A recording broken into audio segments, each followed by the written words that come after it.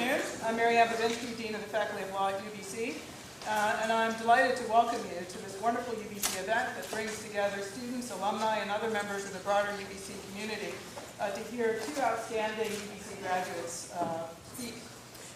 We have with us today two people who need no introduction, and yet here I stand. So I will be as brief as possible so as not to infringe on the time of our speakers. We have Catherine Gretzinger, well-known voice of our national radio, specifically CBC's The Afternoon Show.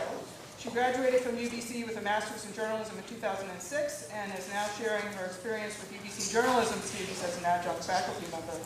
We don't often get to see radio personalities in person, and so this is a wonderful treat for us.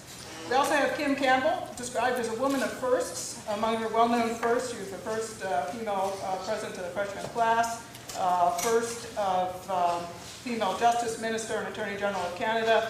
She was Minister of National Defence of Canada and the first female Minister of Veteran Affairs, and of course, among many firsts, the first female Prime Minister of Canada.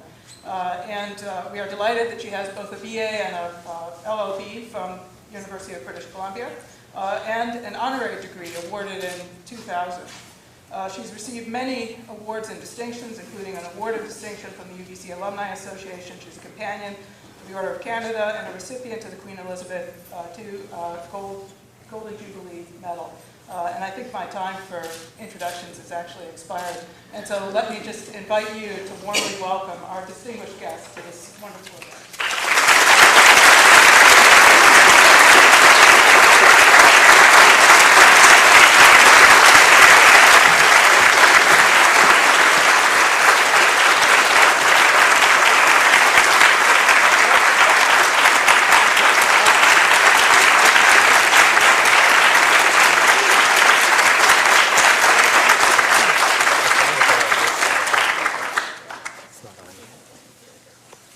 Wanted to play the Freddie Wood. Well, why don't you sing to fill time until we're mic'd? Actually, Kim Campbell could sing for you this afternoon and sing very well, I might add. Well, to cries of don't quit your day job.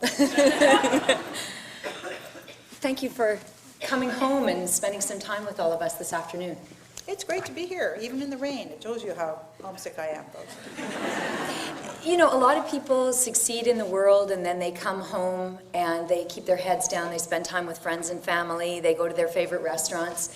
When you come home, you always make it a point to come back to UBC, to speak to the public broadcaster, to do events. How come? Well, because you nag me. Well, you know, it's interesting. I often say I didn't plan to make a career out of being a former prime minister, but it's a bit like having gum on your shoe, you know, it sort of sticks.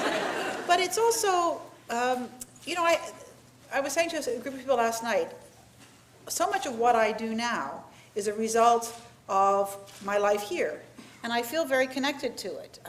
We'll talk a little bit later. I think you wanted to talk about democracy promotion.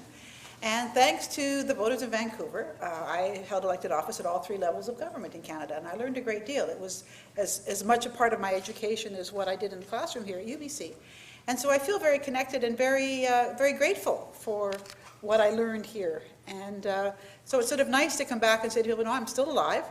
And I hope making good use of the lessons that, that many people worked very hard to let me have. So I feel a sense of obligation, but also a great friendship. I mean, this is, you know, these are your peeps. Yeah, it's my gang. You know, and it's also a great pleasure for me to see people grow and change, and you know, people who were doing very different things when I was in office now, you know, having successful businesses and families, whatever. So the continuity pleases me. It makes me happy. So much was made in 1993 of your becoming the first female prime minister in Canada. It's 17 years later. You're still the only female prime minister. What are your thoughts on where we're at in terms of gender and democracy in this country? Well, I must say it does discourage me that I don't see a woman on the horizon, you know, looking likely to be able to do that. And I think there still are a lot of challenges. You know, somebody has written a paper. They talk about the glass, what they call the glass precipice, that when parties are in a pickle, then, you know, the women are supposed to pull the rabbit out of the hat, and maybe that had something to do with how I got to be leader.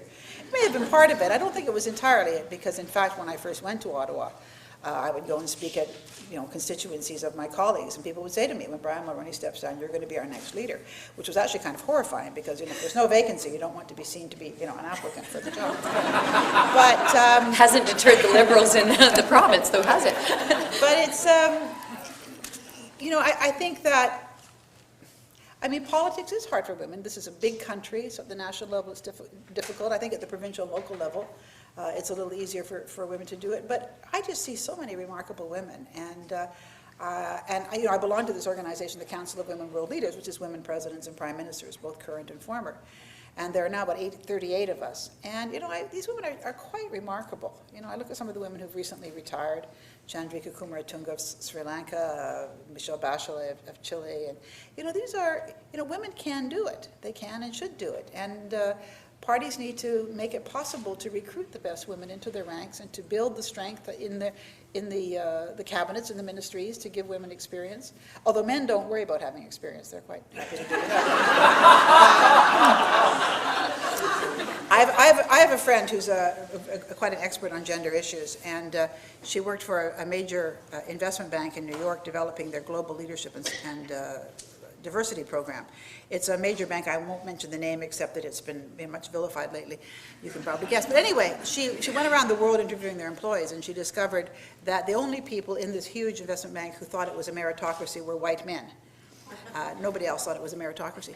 But the other thing is, she says that men have positive illusions. So if you go out into the streets of, say, Canada or the United States, and you say to a man, you could be prime minister. He says, oh yeah, well, I don't really have time, but yes, I probably would. But if you say that to a woman, even if she's just leapt tall buildings in a single bound, she will tell you all the reasons why she can't do it. And and I don't. That's kind of a stereotype, but I think that women often do need a lot of persuading that they're good at things, that they can do things. And there are a lot of things that you start to do with a basic set of skills, but that you also learn while doing. There isn't really any school to be prime minister. And you observe and you watch others. But Brian Mulroney became prime minister. He had never held a line ministry. He had never been elected to Parliament until a year before he became prime minister, when he served as leader of the opposition. He was elected leader of the party.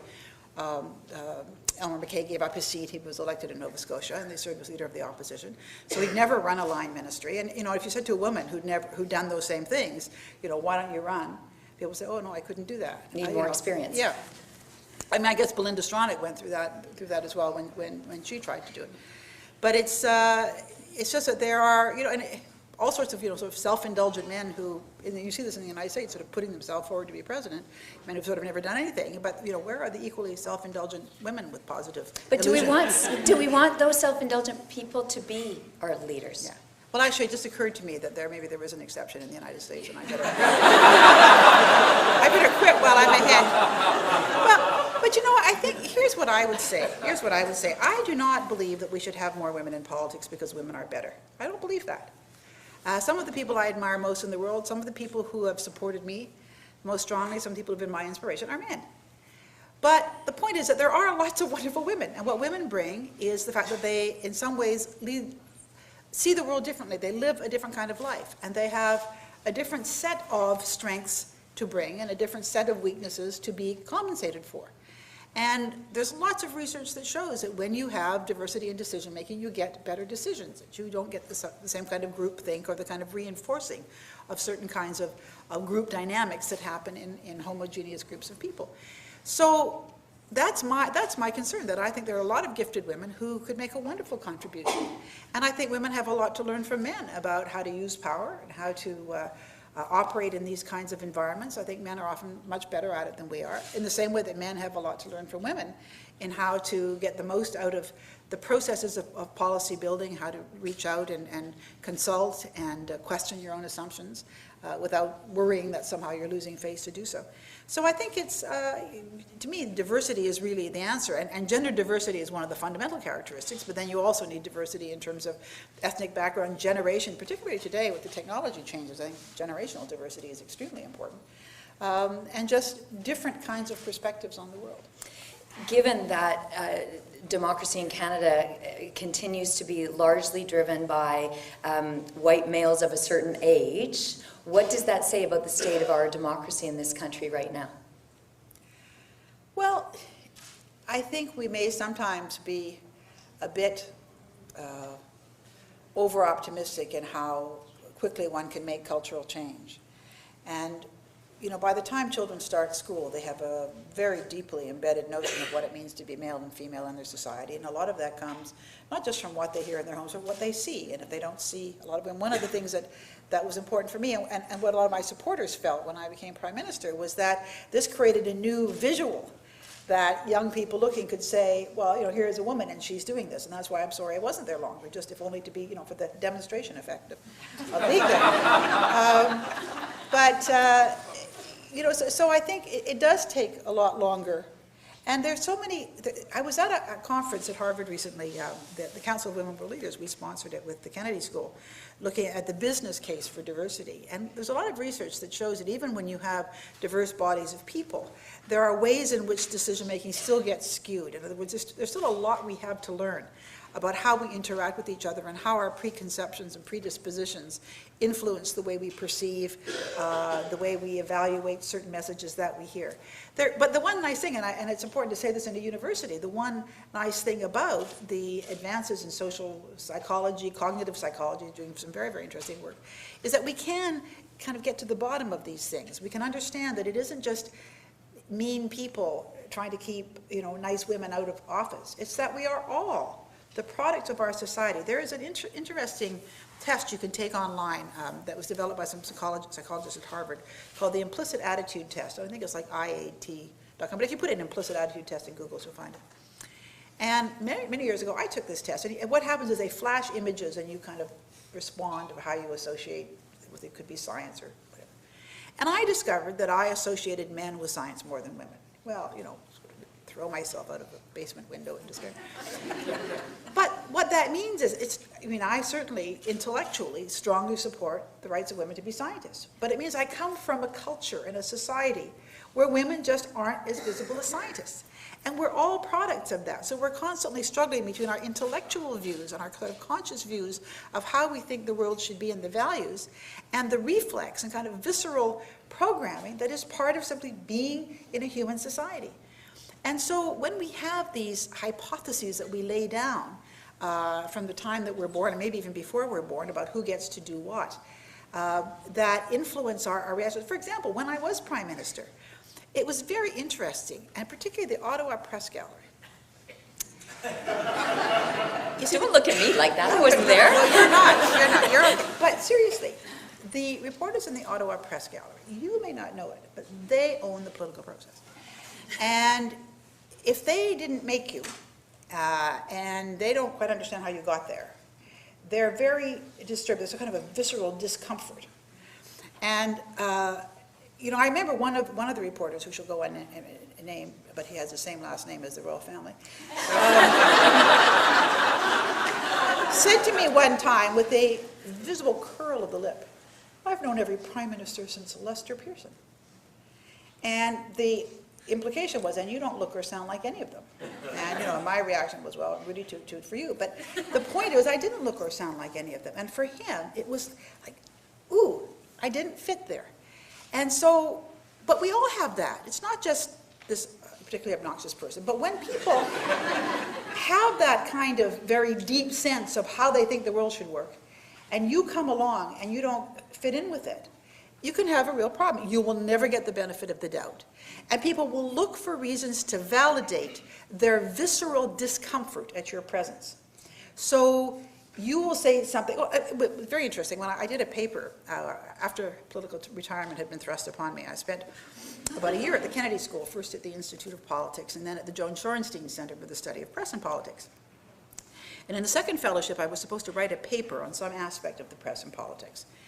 And I had just started negotiating a contract to write a memoir, and I thought, well, maybe I could do something about the press coverage of the '93 election. I'm going to have to write about it in my book anyway. And I had a big archive, you know, that the Privy Council office puts out a brick every day of all the press clippings, depending on what it's about. So during the election, I had a brick of all the press clippings across the country that dealt with the election. I had transcripts of all of my press scrums. I had transcripts of all of my television and radio interviews. So I had the whole archive of my involvement with the press. And what was fascinating was, and I said, you know, I can't be objective about this. So what I need to do is find some topic. So I thought I'll write about what the press thinks about the coverage. And there was a theme throughout the coverage, and the theme was how unfair the coverage was, without any effort to explain why. And so somebody would write, you know, Kim Campbell said such and such, and we jumped all over her, and Jean Chrétien said the same thing, and we left him alone. Gee, that Jean Chrétien sure can manipulate the media. But the point was that Jean Chrétien could put both feet up to his knees, and, you know, and any other appendage. I don't mean that he physically could do this, but, you know, metaphorically, he could do this. But you see, he belonged there. Yeah.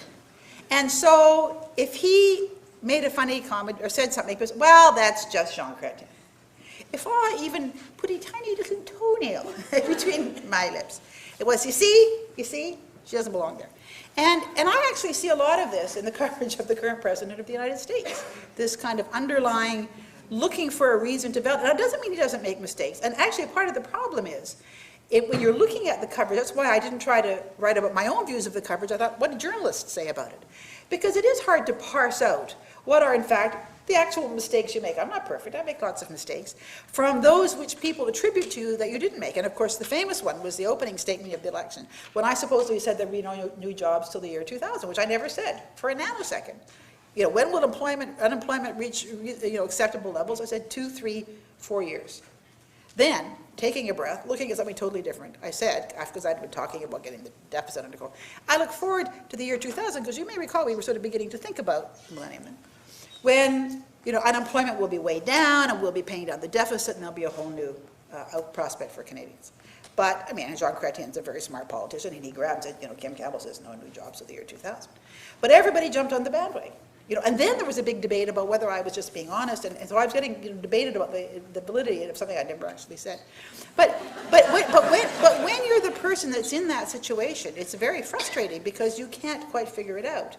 And at the time, I didn't really understand it. I then went on to teach a course called Gender and Power at the Kennedy School, which really gave me a chance to get into a lot of the very good academic literature that looks at these kinds of perceptual challenges. And I found it very, very helpful. I mean, it was too late for me, but it was interesting to do it. But What did you find? Well, just the research that shows, for example, there's a very good book by Virginia Valiant, who's a social psychologist, called Why So Slow? The Advancement of Women. And she talks about the gender schemas, the kind of frameworks and sets of hypotheses that we create from our very tiniest days about what it means to be male and female and how these influence us. But there's just tons of very excellent research out that shows to what extent leadership is gendered masculine and how hard it is to get beyond that. It's not impossible, but the fundamental thing for getting beyond it is for women to be there, because we need to change the landscape from which people derive their sense of how the world works. And if women are there, even if they have a hard time, I would very much like to have been Prime Minister longer. There are a lot of things I can, look at in that period of time that were very painful and difficult, but I don't for a nanosecond regret being there, because I get letters all the time from little kids. We're doing a project in social studies on the Prime Ministership, and I'm writing about you. And I think if I'm not there, there's no woman for them to write about. And, and I created a website, kimcampbell.com, if you remember.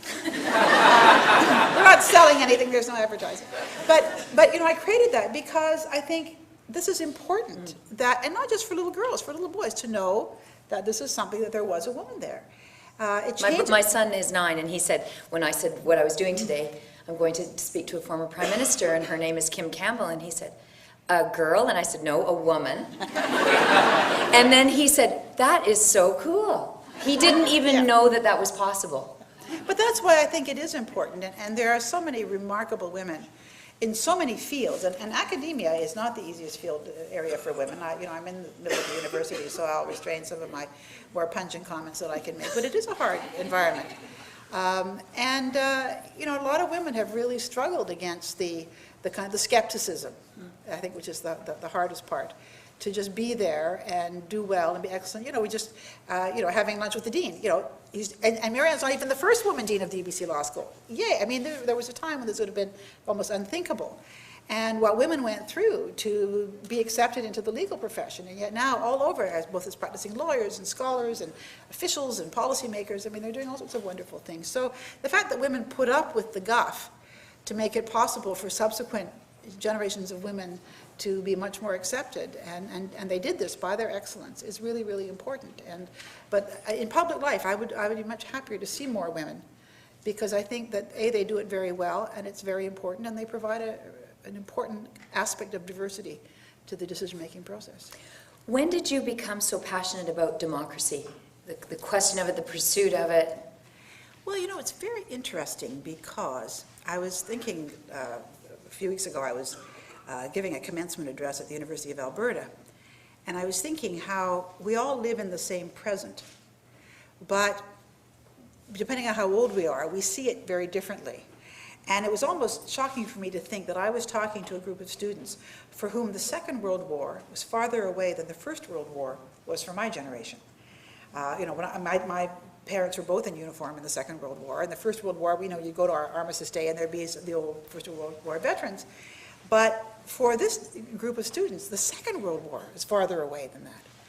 So we see it differently in how we interpret things, and what sense we make of it. It depends very much on what our past has been, even though we're all together in the same present. And because I was born right after the war, and both my parents were in uniform in the war, and if you'll remember in the early days of television, you know, The World at War, narrated by Sir Laurence Olivier, I mean, all these wonderful programs and documentaries. I mean, the Second World War was an extraordinary experience, and I very much, you know, became kind of, not obsessed is the wrong word, but just very fascinated by it. Fascinated by Hitler and what he did. And I remember when I was in high school, and I discovered that I could move people when I spoke, it actually scared me. Because I knew that that was one of the things we learned about Hitler, that he was this very kind of charismatic speaker, and he kind of would get people, you know, I'm always afraid of leaders who appeal primarily to my anger, because we all have buttons you can push. You know, out here in British Columbia, you can push our buttons about, you know, we don't get no respect, we're the Rodney Dangerfields of Confederation, and, you know. I mean, we all have buttons, because the world isn't perfect, and we all have things that causes that can make us excited. But once our buttons are pushed and we're foaming at the mouth, we're not really in the best position to, you know, solve problems or move the world forward in a great way. So we have to come back and talk about the Tea Party now that you've said that, shall we? Okay. But anyway, that was, I became very interested in, you know, how these things happen. But it's interesting, I didn't see myself as a politician, because I came from Vancouver. I was far away from the national capital, and my parents, you know, voted, but they weren't particularly active in politics.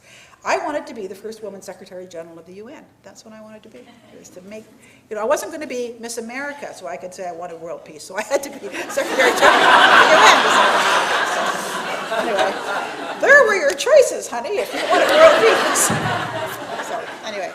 But it did matter to me, because, and I remember I used to lie in bed and I'd read these books and I'd sort of think of all these people who got killed, and I think, you know, each one of them was like a person like me, and they had kind of a consciousness, and it would overwhelm me. I mean, I just couldn't fathom it. So that was why I guess, so from a very young age, I wanted to do something to make the world not be like that, not have that kind of conflict again. And then as I got older, politics became something that seemed to be a reasonable vehicle for those kinds of instincts and desires. And so school board, then you try to take a run at provincial politics, end up going and running federally. And aren't you sorry I didn't win the leadership of the Social Credit Party?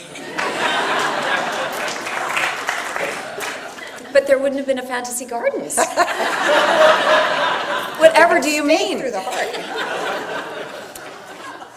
When you see, I'm not running for anything, you see, and I come back and I go, ooh, there's a sort of sense of deja vu in the air here. Okay, we better talk about what's... what's... I've seen those teeth before. Would you like to tell us what you think? There's a certain generational tone to the laughter. Don't impose your values on our audience, please. Gordon Campbell. Just a few months ago, he was riding the wave of popularity, running around with his red scarf during the Olympics, feeling great, so proud of the province. Now he was at 9% in the polls the week before he decided to pull the plug. I was never at 9%. Actually, Gallup had you as the most popular prime minister ever at one point during your campaign. Now, Gordon Campbell. So it shows you that there are lies, damn lies, and statistics. What do you think of what's gone on with him? Well, first of all, as I mentioned on your esteemed radio station this morning, First of all, I don't live here, so I'm not going to give you great detailed comments about the politics here. But what struck me is that, from press coverage I read, that, I mean, Gordon Campbell, I think, has done a great job, and I think he's made a huge contribution to the province and to Vancouver as mayor before. But he got caught up in an issue of the harmonized tax, where he perceived not to have been candid with the electorate before an election about it. And, you know, I was part of the government that brought in the GST. And, you know, we didn't bring it in to be mean. We had a tax that was not working, the federal sales tax, that was prejudicing our exports and costing us jobs. And looking at how to replace it, a multi-stage value-added tax was by far the best result. But they are difficult, they're annoying to people because they're administratively complex. But that same complexity is also what tends to make them fairer and difficult to evade. And so we took the leap and brought in the GST, knowing that it would be very unpopular. And if you may recall, in the '93 election, the Liberals were all saying they were going to get rid of it, and Sheila Kopp said, well, if we don't get rid of it, I'm going to resign, and they didn't get rid of it, and then she was forced to resign and run again just because she'd said that. But the point is that very often, you know, parties, you know, are really glad that the other side brought in the good but controversial policies, because it means they don't have to take the heat for it. And I think the harmonization is probably a good idea, probably, you know, in business sense, and if you need to balance it with other things. But how you do things is really important. And to do something in a way that loses the trust of the electorate, I think is, you know, very dangerous. He's a veteran politician. Yeah. That seems like politics 101. Don't tell people one thing and do something else. They get mad. So how can this happen? Well, I don't know. I mean, I'm neither his wife nor his shrink, so I can't. But you know, even good people make mistakes, or even good people may say, well, the hell, though, we need to do this, or, you know, I don't want to get into another. I don't know. I mean, you have to get him on the stage and ask him. But I do think it's a pity, because I think what it does is it puts a complexion on a political career that really deserves a better evaluation. And I think he will get that. But I'm just sorry to see him step down under those circumstances. If he said, look, you know, enough is enough, I'm tired, time to, you know, bring in new people, that's one thing. But, you know, so it's too bad. But, you know, it's also part of the democratic process. You know, even on election night in 1993, when we had been pummeled, to put it mildly, there's still something inside that you say, you know, but it's a democratic process. And even if you think the voters are wrong, the voters are never wrong, because they make the decision. And particularly now that I do a lot of work in democracy promotion in other parts of the world, it's actually kind of miraculous that people defeat governments, and the governments leave the stage, and they come back and they fight another day, and sometimes they get reelected, you know, back and forth. It's all a matter of selling your message and trying to win support for it. And it's such a wonderful thing. And the only way it works is they have to have a loser. Every election there has to be losers. And the ability to lose an argument and to lose an election gracefully are one of the hallmarks of a democratic mindset. And, you know, we take it for granted. And I remember the night of the election in '93 when I, you know, wished Prime Minister-elect Concord and his wife well, and, you know, some people in the audience went sort of, but, you know, it is a wonderful thing. And the burdens were now going to be his, and he needed our support and loyal opposition. You know, fair to criticize, fair to critique, fair to hold the government accountable, fair to offer an alternative vision. But the person who's been legitimately elected has the right even to make mistakes. He has the right to be wrong. And I'm actually I'm flying out tonight to Kiev, where on Thursday I'll be participating in a big public panel called What is Freedom of Speech? And in former Soviet countries, because the party governed by virtue of the pretense that it had the highest level of consciousness, of course, if you criticized it, you were challenging the fundamental legitimacy of those in office. So, of course, it was subversive and you had to be hammered down. But in a democracy, people are still legitimately in office, even if they make mistakes. The public will replace them if they decide in the next election, or they may forgive them and return them, if they think there isn't an alternative. But it's a whole different philosophy, and we expect people to speak their minds, because it's part of the discourse that goes into figuring out what you should do and what you can do, because sometimes what you should do is maybe not politically sustainable at this stage, and you have to build a constituency for it, whatever.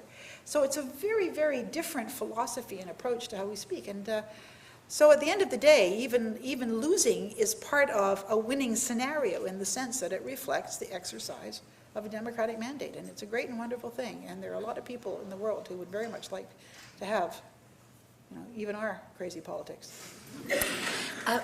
Can we talk for a moment about what's going on in Haiti?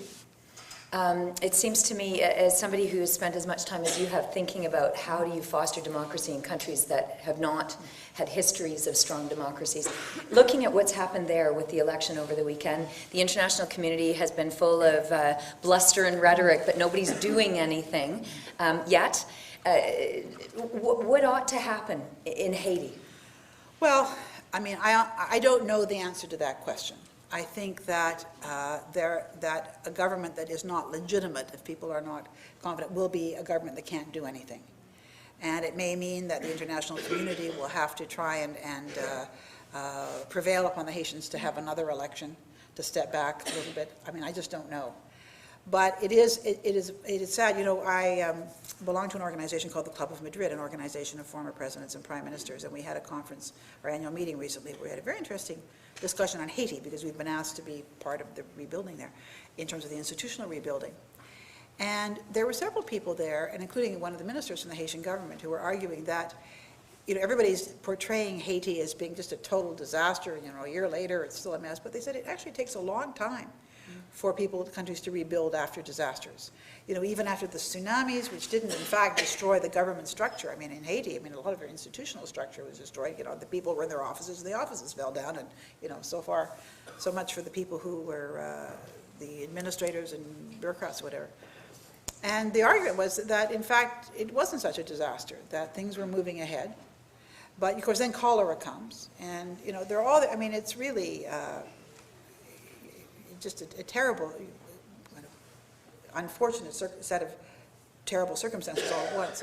But I think that, you know, Haiti's never, you know, the government and democracy has never been very strong there. So.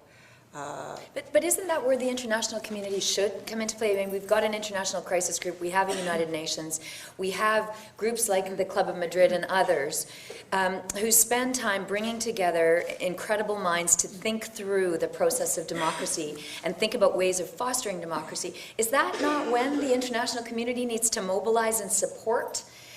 Well, I think they are, and I think people are there, but, you know, you can't, people have such short attention spans now. You sort of think you must be able to do things right away. Here you have people who are still living intense. Now, they've actually been doing a lot. So one of the people was commenting that, you know, journalists go there after a year and they still see rubble in the streets in the city. So they say, oh, there's still rubble in the streets, it's a mess. But what they don't understand is that the rubble that was on the main streets has all been cleared away. But the big trucks, machines that go and pick up the rubble from the small street, they can't go into the small streets. So during the night, the people pick up the rubble from those streets and deposit them on the main streets where they can be picked up by the big trucks. So people come and they see there's still rubble on the main streets, but they don't realize that that rubble represents what has been collected during the night from the areas that big machines can't get into, and that gradually the rubble is in fact being cleared away. So you have to know what you're looking at. And you have to not sort of put your head on other people's shoulders or just assume because you were there a year ago, you go back a year later and you know what's going on. You have to know what you're seeing. And the things that I was hearing at that meeting were actually quite optimistic about the ability of Haitians to get it together. But if you, I mean, look at the United States for a minute. The United States Congress has become dysfunctional. And the old sort of traditions of bipartisanship, of coalitions across party lines and whatever, seems to have been completely discredited. What is happening there? Now, do we say America's going to hell in a handbasket at the end of the democracy? I don't think so. I think you say America's going through a really bad time, and there are a whole variety of factors. The role of money in elections, the role of a very polarized media. I think even the change of the FCC regulations requiring balance has created a polarized media where people watch the stations that confirm their prejudices. Excuse me. Excuse me. And you think, what's going to happen there? But I'm convinced that it will be right. Excuse me. Not that it will right itself, but that people will right it. That you'll get to a point where people will say enough is enough. and the kind of know-nothingness that you see in a lot of the political discourse, the magical thinking. You know, all of this is stuff that I think will respond to a different way of thinking, but sometimes you have to get into a crisis. Excuse me. We are going to have time for your questions. I didn't want to blow your head off. If people are thinking that they would like to ask a question of the Right Honourable Kim Campbell, we are moving in that direction now, so we want to make sure that you have plenty of time. But I would say that we are here to hear Kim Campbell this afternoon, and I would like it if you would ask questions, and if you have some comments that you want to make after, maybe we can take the time to hear those, but if you ask questions, that would be much appreciated. Just very quickly, what's going on with the Tea Party? You mentioned anger in politics early on in your comments this afternoon. Well, I'm touched that you think I would be, you know, an expert on that, because I'm not. I actually live in Europe most of the time, and most of my work is outside of North America. But watching from a distance. But well, yeah, no, I mean, I certainly pay attention, and I read I get the Herald Tribune, International Herald Tribune, which is the New York Times in Europe, and I read it pretty carefully. But again, it's this, the ironic thing is that the original Boston Tea Party wasn't a protest against taxes as such. It was a protest against taxation without representation. And in the same way that people are forever nattering about the market and let markets rule and good old Adam Smith, and they've never read Adam Smith. You know, for Adam Smith, the notion of an unregulated market would be anathema. He was a moralist. He was a key thinker of the Scottish Enlightenment. And he believed very strongly in the thinkers of the Scottish Enlightenment kind of had moved away from religion. They saw religion as being very dogmatic and very divisive of people. And they said that the fundamental basis of human morality is fellow feeling, empathy. And you have to feel for your fellow people. And what Adam Smith is talking about in The Wealth of Nations and the other things that he wrote is when he talks about the market, he's talking about it as a device and a mechanism. And it is a phenomenal device and mechanism for aggregating decisions.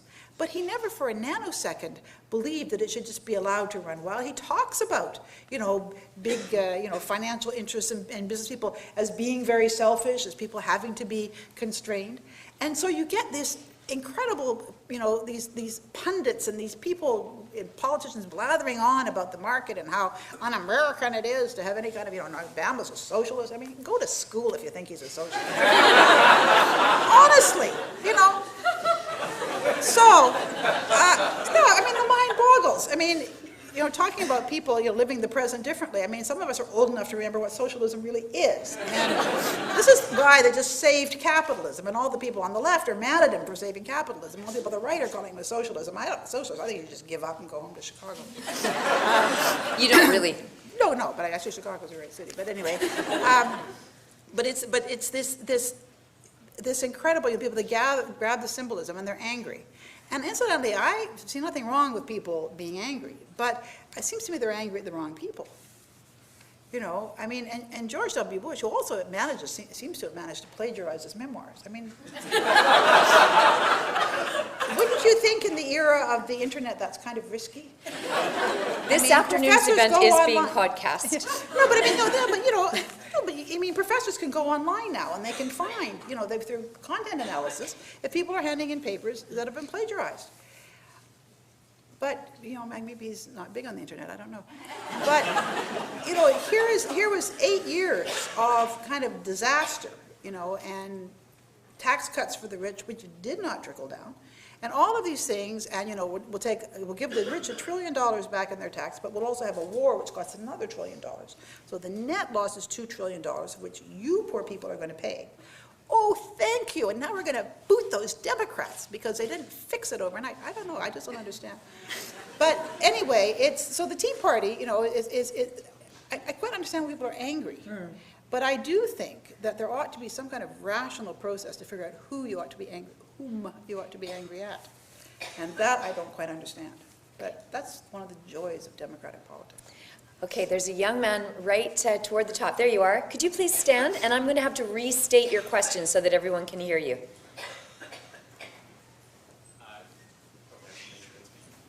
Just on the topic of politics and anger, I just want to know if you could offer any insight on the election of Rob Ford in Toronto in the recent municipal election. I just want to know if you think such a movement could be possible in BC in our next election or the coming Okay, so the preamble was to address the question of the politics of anger, and the questioner is asking whether Ms. Campbell has some comments on the election of Rob Ford, the man who swept the election in Toronto just a few weeks ago. On the headline was "Stop the Gravy Train." That was kind of his thing about government should be streamlined, and any comment?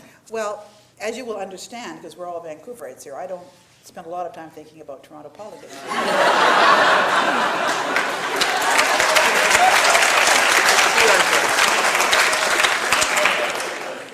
But insofar as one is forced to do so, they get what they deserve there, the old people. Anyway, Hogtown. But, you know, these are phenomena that come up regularly in politics. And I understand that was an election where there was a lot of twittering and whatever. Good for them. But, you know, I have the same feeling about that I have about Preston Manning, who I think has a lot to answer for, because Preston Manning created a political movement that was based on the notion that politicians were a bunch of crooks and they were all at the trough.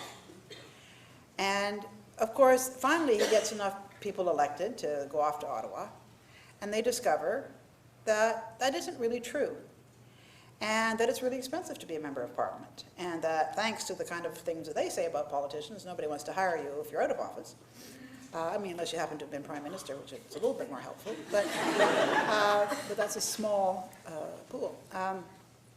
And so the notion of, again, making people angry. I mean, if there are legitimate problems or scandals or misuses of money, and I don't know what the background of this was in Toronto, but for example, in the British House of Commons, they had this expenditure scandal, and you know what it was created by? It was created by the fact that they couldn't simply decide to give a given housing allowance to members of Parliament to come and live in London. If they'd said, as we have here, you know, a housing allowance that you can spend, and except if you actually already live in the capital, you don't get it. But if you have to live, here's your housing allowance, and you do with it what you want. But because they thought, ooh, that would, you know, people might not like that. So instead, we'll let you claim expenses. Well, you know, so people are claiming the cleaning of his moat. I mean, well, you wonder what they're thinking. But then, of course, they assume it's all going to be kept secret. And, of course, nothing is secret in this day. So you need to have sensible rules about what you can and cannot do with public funds, what you can and cannot do with your expenses. And those rules need to be enforced, and people who breach them need to be embarrassed and turfed, or, you know, maybe lose the election if they're allowed to run again, whatever. But the notion, thus, in general, that it's all a kind of a gravy train, unless you are prepared to demonstrate that, what you do is you just create, it's the politics of envy, it's the politics of anger. And to me, that's just a bad place from which to figure out how to live together in a society and how to make public policy. So, you know, there are lots of examples in this country of people winning elections based on those kinds of appeals. But at the end of the day, I don't think they wind up serving the voters very well. And I feel that way about the Reform Party, that I feel that, you know, and all the permutations and combinations and gymnastics and contortions that have gone through it for the Reform Party, you know, and I would say, people would interview me. I remember I was in London and somebody interviewed me. What do you think? I said, well, you know, I know my country. Canada is really quite a centrist country socially. And I don't believe that a party that's socially conservative will ever form a majority government. I mean, they will have supports, and God bless, you know, people are entitled to have their views, and we have a lot of mixed. The nice thing about a big party is that people have to come together, and they have to kind of sand off the extreme corners to begin to find a vision that they can support and move ahead on. And then I would get emails from people, you stupid, you lost, you terrible person, who do you think you are, you know, oh, it's really funny. I mean, like, don't shoot the messenger, honey. You know, I'm sorry, a party that's that socially conservative is not going to form a majority. Well, that became very clear. So then they contorted themselves, you know, we're not the Reform Party anymore, we're the Canadian Alliance. I don't know who we're I don't know who we're allied with exactly, but we have hopes, you know, we have hopes. We have invitations out there, come and ally with us, even though we're really the Reform Party, but we're calling ourselves the Canadian Alliance. So then, you know, people are moving behind the scenes. They have to have an alternative to the Liberals, so, you know, the Tories are brought in, and some of the Tories are like, no.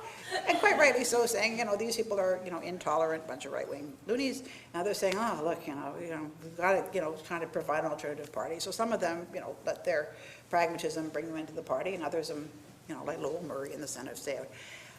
And so now you have the Conservative Party, which isn't my old Progressive Conservative Party. But again, it's very interesting. No majority. Why? Because people are a little bit worried. If they get a majority, might the wingnuts come out of the woodwork? I don't know. Has he got them under control? Is this what they really are? Yeah.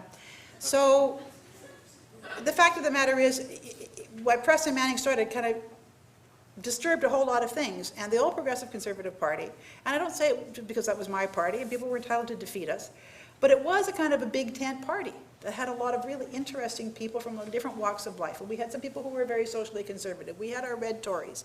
We had people from all across the country. And when you got together, we had to listen to one another. But we came together with a desire for public service, and we kind of grew and learned, and of course your constituents always blame you if you go Ottawa. But the fact of the matter is you get a sense of the country and you can begin to move ahead and provide an alternative to another party, which is also a big inclusive party, but has a slightly different political center of gravity. And that's, I think, what makes things work. And I think that, so your very long answer to your short question is, I distrust politics of anger and politics of, oh, they're all a bunch of crooks. Because my experience is that they're not, that they're mostly nice people whose communities say, why don't you run? And they do it. Okay. Next question on the stairs. Thank you. So, Ms. Campbell, for those of us who are moderate conservatives who are not happy with the new Conservative Party, what should we do?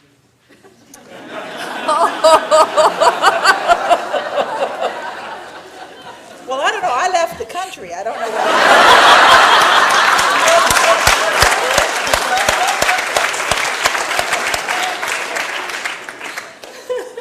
the answer is you have to decide, you want to create a new vehicle, you want to work in an existing vehicle and try to change it. It is very hard. And it's sad when you feel that you'd like to be politically involved and you can't find a home. And it doesn't mean that you have to find your ideological soulmates. You have to find people who are prepared to make you part of the conversation and where you feel that you can make a contribution and help create a sense of direction. And I feel bad for people who feel that they can't find that. And whether the current Conservative Party will ever move in that direction, I don't know. I think there are lots of former Progressive Conservatives in it. My old Parliamentary Secretary, Rob Nicholson, who's Minister of Justice, is a very nice guy. He's more conservative than I am, but a very lovely guy. I mean, I think there's some good people there. But, politics really isn't, it's not a precision tool. You really have to kind of find the people where you can kind of hang out and maybe make a difference, recognizing you're not going to agree with everybody, even in your own party. In fact, many of the most vicious political battles are fought within party caucuses. So it's, as Harry Truman said, if you want a friend in Washington, buy a dog. Gentleman in the fourth row. Sir. A constitutionally limited government, how does it tie in with your notion of democracy, or working with democracy? Well, the question was how does constitutionally limited government tie in with my notion of democracy? Well, constitutionally limited government is really the bedrock, because to me the most important thing about democracy is not elections. Elections are important. Elections are what give legitimacy to certain people to try and make policy within the democratic framework. But the more fundamental notion of democracy, I think, is rule of law. And the thing about rule of law is not that we have laws that we all have to obey, but we have laws that constrain the government. And that's the most fundamental of those laws are the Constitution, where we say that parliaments can't just adjust them by statute. So there are fundamental provisions in a constitution. Now, different countries have different views of what those constitutional limits should be.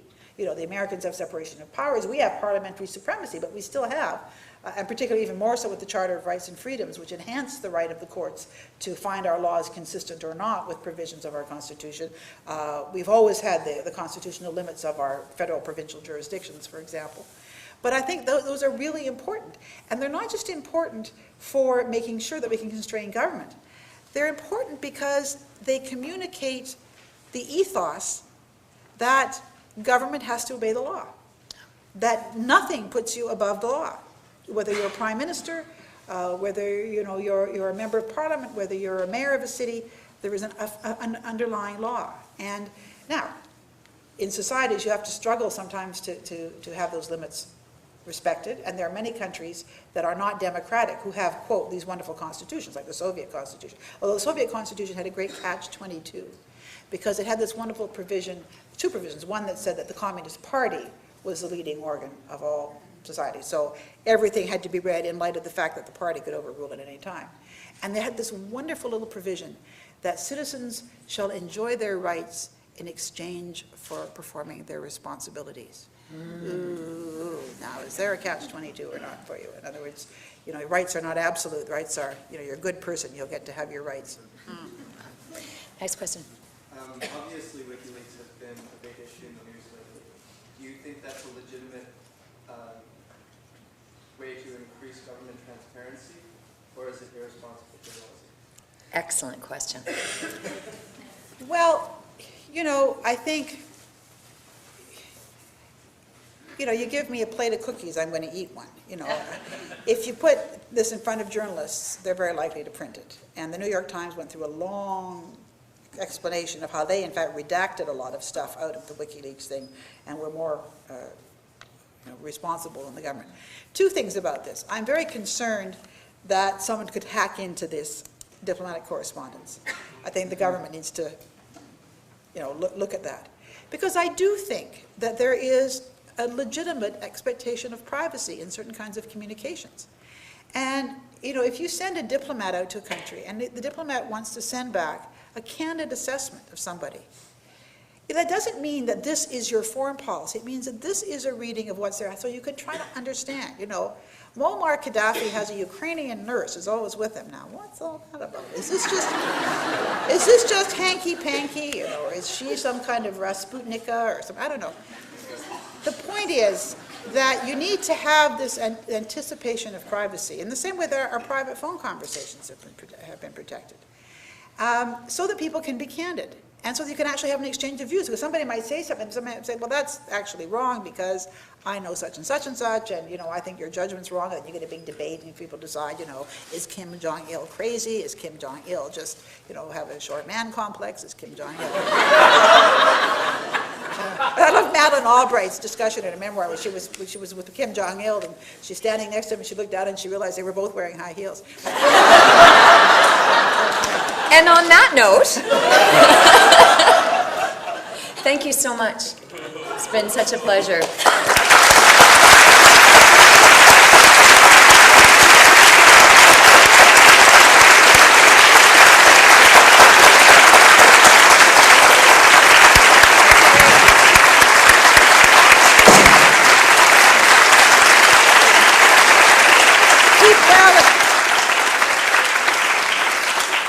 Keep well and healthy, and thank you for being my hometown. I love being here. Sit, Kim?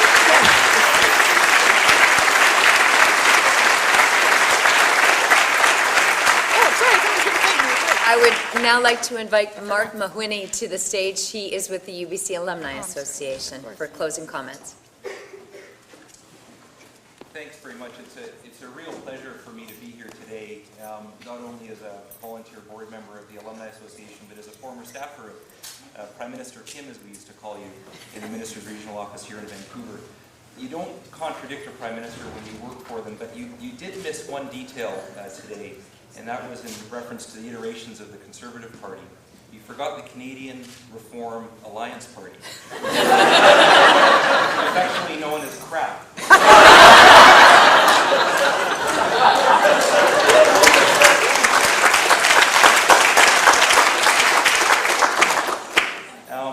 I think that the Prime Minister's messages around democracy were particularly salient, given the audacity of hope in the United States, a groundbreaking election, successive minority governments in Canada, and the anti-HST and recall campaigns here in British Columbia. It's a very interesting time in politics and in democracy, and I think that we're very fortunate in Canada to live in a secure democracy, and even in an environment of minority governments, the government still does work and it operates, and I think we're very fortunate to live in a country like ours. So, one last thing, Kim, there's a job opening that might be coming in the federal scene. You've been the first female Prime Minister of Canada. for the Progressive Conservatives, I think you should run for the Liberal leadership. First female Prime Minister to be the Prime Minister in both parties. I'm not that big on firsts. But thank you very much for taking the My time pleasure. with Thank us you. today. It's great to have an alum here with us, and I thought the message was great, and it's always fun to listen to you speak, so thank you very much. And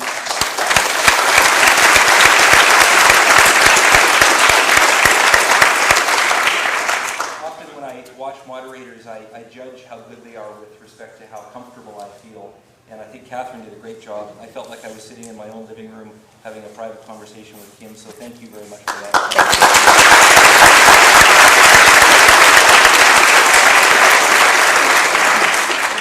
We have a small token of our appreciation here. I chose them. Beautiful. That was lovely. Thank you so much. Thank you very much. Thank you. Great to see you.